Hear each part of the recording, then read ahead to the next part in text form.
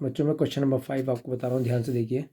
प्रत्येक समुच्चय युग्म का आपको सरनिष्ठ का मतलब होता है इंटरसेक्शन।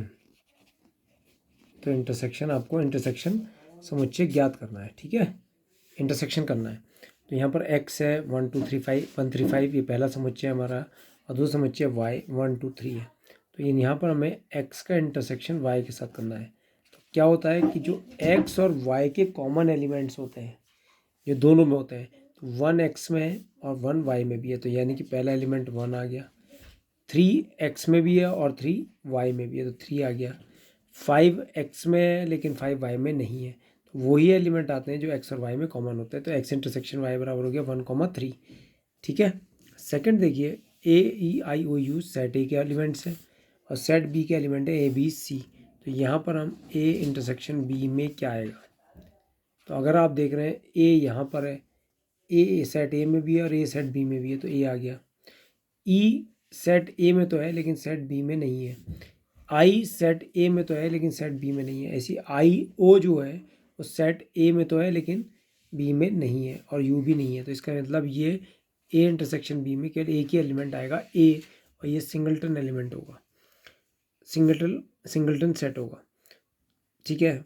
थर्ड देखिए, A is equal to x colon x एक प्राकृत संख्या है और 3 का गुणज है। तो मैंने इसको फर्स्ट क्वेश्चन में बताया था कि 3 का गुणज है, तो क्या आएंगे 3 3 6 3 3 9 3 4 12। और मैंने ये बताया था कि ये जो है इनफाइनाइट सेट है, इसमें elements, number of elements infinite होंगे। और बी जो है वो हमारा क्या है, वो है एक्स संख्या 6 से कम एक प्राकृत संख्या। तो संख्या 6 से कम प्राकृत संख्या क्योंकि 1 2 3 4 5, ठीक है। तो संख्या 6 से कम प्राकृत संख्या natural number which is less than 6 1 2 3 4 5।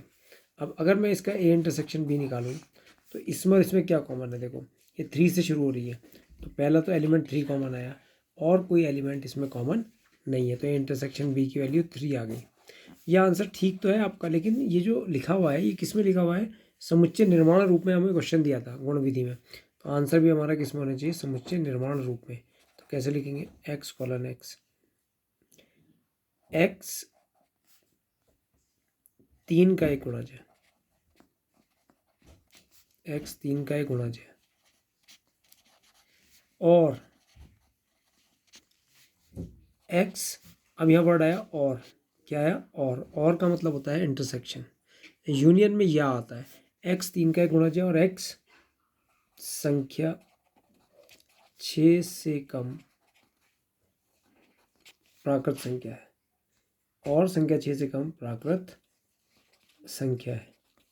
करना क्या है आपको कि दोनों जो गुण हैं, दोनों स्टेटमेंट जो है, पहला वाला स्टेटमेंट एक्स एक प्राकृत संख्या और 3 का गुणज है वो भी लिखना है आपको, उसके बाद और लिखना है, और के बाद जो दूसरे सेट का स्टेटमेंट है संख्या 6 से कम एक प्राकृत संख्या है उसको भी लिखना है, बस बीच में और लगा देना है, ठीक है।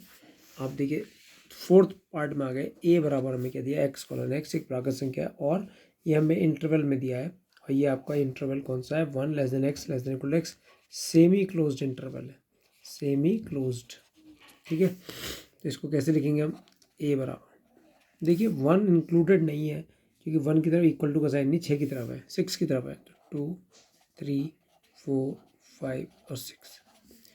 और सेट बी क्या है, एक्स कॉलन एक्स एक नेचुरल नंबर है और एक्स का मान 6 से तो बड़ा है और 10 से छोटा है, 6 से बड़ा है और 10 से छोटा है, यानी कि 7 8 9, और ये हमारा कौन सा इंटरवल है, ओपन इंटरवल है, ठीक है। ओपन इंटरवल में बाउंड्रीज जो है वो शामिल नहीं होती हैं, इंक्लूडेड नहीं होती हैं। तो सेट बी क्या है हमारा, 7 8 और 9 ही तो है क्योंकि 10 तो शामिल है ही नहीं।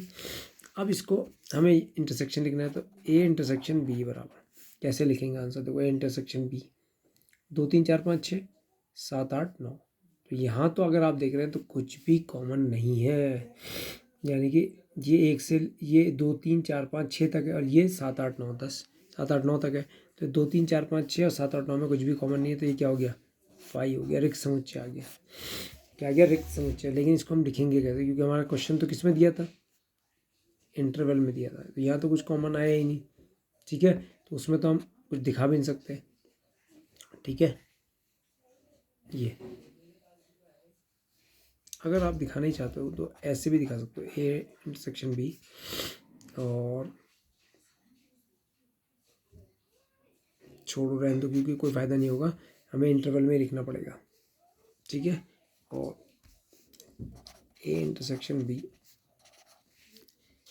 X colon X belongs to N, ऐसे लिख दो 1 less than X less than equal to 6, पहला स्टेटमेंट लिख दिया। और क्या लिखा, और 6 less than X less than equal to 10, 6 less than X equal to करना है, नहीं है, लेस देन 10 इक्वल्स टू नहीं है, ठीक है। एक्स एक प्राकृत संख्या, वो प्राकृत संख्या है जो 1 से बड़ी और 6 के बराबर है, 6 से छोटी है, और 6 से बड़ी और 10 से छोटी है। तो ऐसी कोई भी नहीं होगी, बीच में और का साइन है, और लिख दिया हमने। और का मतलब क्या होता है, इंटरसेक्शन। तो ऐसे भी इसको शो कर सकते हैं। इसके बाद आता है fifth part, A equal to 1 2 3 B equal to 5। इसके पास तो कोई एलिमेंट ही नहीं है, तो इनका ए इंटरसेक्शन बी क्या होगा। 1 एलिमेंट इसमें होगा, नहीं होगा। 2 एलिमेंट इसमें होगा, नहीं होगा। 3 एलिमेंट इसमें होगा, नहीं होगा। बी के पास तो कोई एलिमेंट ही नहीं है, तो इसलिए ए इंटरसेक्शन बी बराबर क्या आ गया, 5। इन दोनों में कोई भी एलिमेंट कॉमन नहीं है, तो हमारे पास कुछ भी नहीं आएगा। और 5 को लिखने का एक तरीका और होता है, जब कोई एलिमेंट नहीं आया तो ये रिक्त समुच्चय हो गया, नल सेट हो गया। इसको लिखने का तरीका होता है empty curly bracket, empty braces. तो ऐसे भी आप इसको दिखा सकते हैं।